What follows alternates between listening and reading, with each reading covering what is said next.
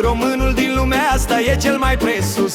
Din Oltenia, Moldova și după Ardeal în sus, românul din lumea asta e cel mai presus.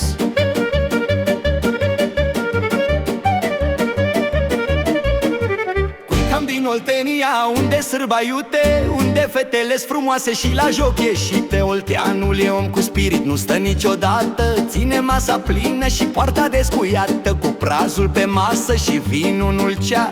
Olteanul petrece, așa e firea sa.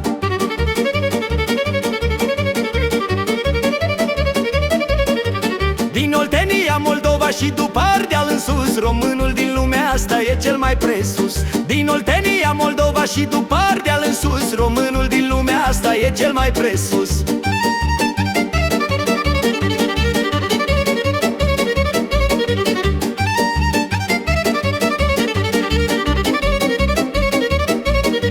Coborâm spre Moldova, pe la Putna și la Iași, unde gospodarii sunt oameni pătimași. Mănânci o plăcintă și bei un vin bun și uiți de necazuri pe-al Moldovei drum. Sufletul e dulce, inima-i curată, moldovenii cu un vin bun mereu te așteaptă.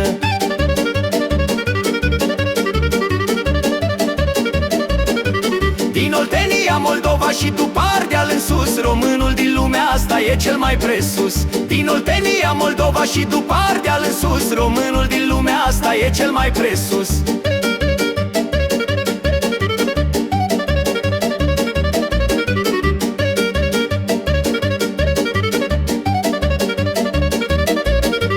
Mergem în Ardeal, sus pe munte la izvor, unde omul are cuvânt și de mare ajutor. Cu pălinca tare și vorba domoală, ardeleanul nostru nu e de pomană. Din Maramureș și până în Banat, este neam de cinste și de respectat.